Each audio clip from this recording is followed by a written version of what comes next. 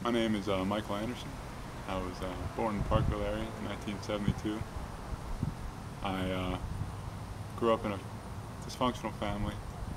Um, Everybody in my family was users and alcoholics. Subsequently, I became an alcoholic at an early age. I started experimenting with marijuana when I was probably about 13 years old, and then I started drinking when I was about 16 or 17. And I made a mistake of quitting school, and so therefore I had to take a job. I took a job at a filling station, and it turns out that all the guys that were working there were pretty much full-blown alcoholics. They were in their 20s. They were older than me, so they were more than happy to take me under their wing. And I started going to the bar at a real young age because I was a big kid.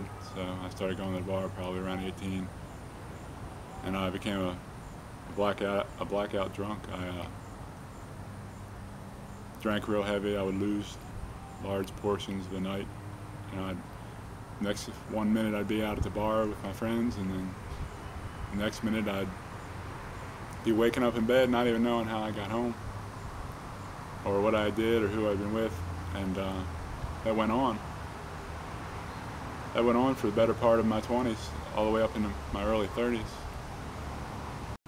So basically, my whole 20s are a blur.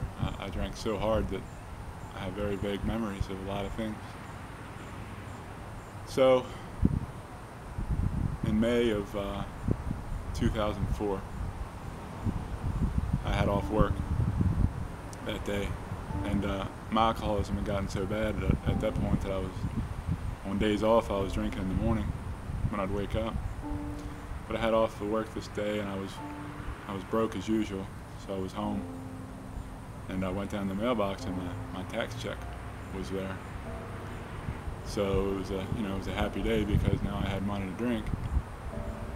So I went out really early. I probably started at the bar around 11 o'clock, and drank all day long.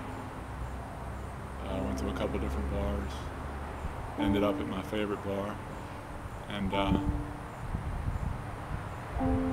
I actually have no recollection of leaving the bar that night. One minute I was on a bar stool, and the next minute I was waking up in shock trauma with a police officer standing next to my bed. And I woke up and I looked at him, and I knew obviously something really bad had happened. And I said to him, "Please tell me nobody got hurt." And he said,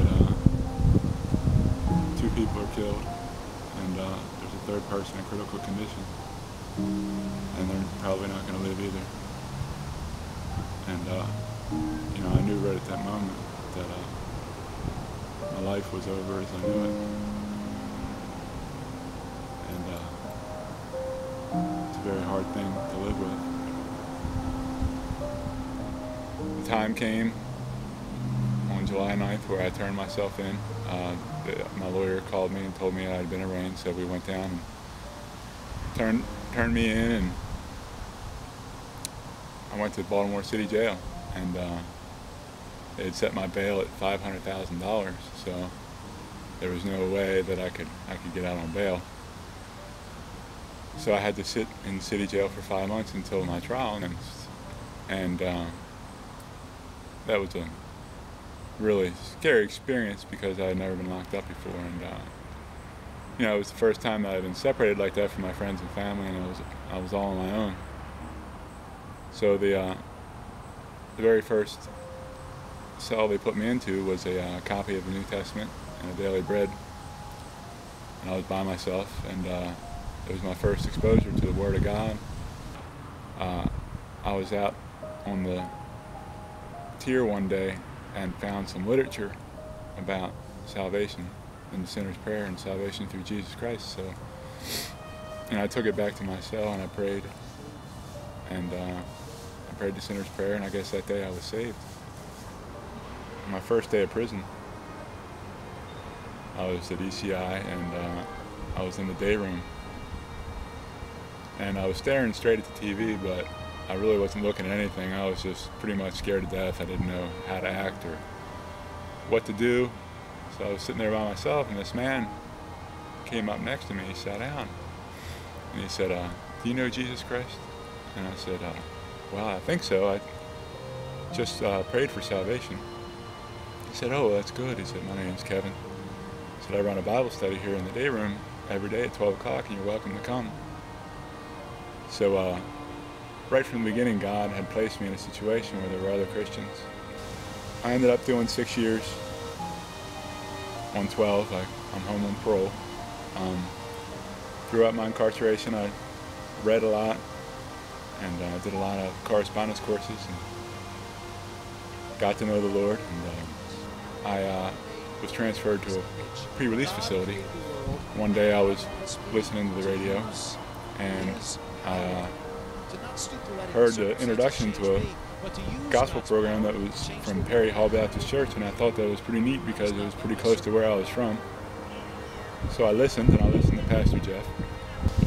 Part of me was apprehensive about going somewhere and being treated a certain way because of the things that I've gone through.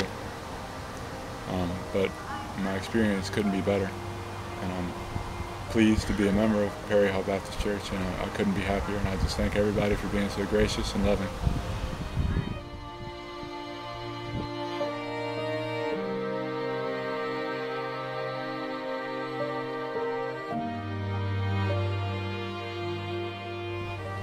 I'm glad that God allowed me to live through that accident, and I'm glad that He introduced me to His Son, Jesus Christ, and I'm glad to be saved, and I'm glad to be a new man.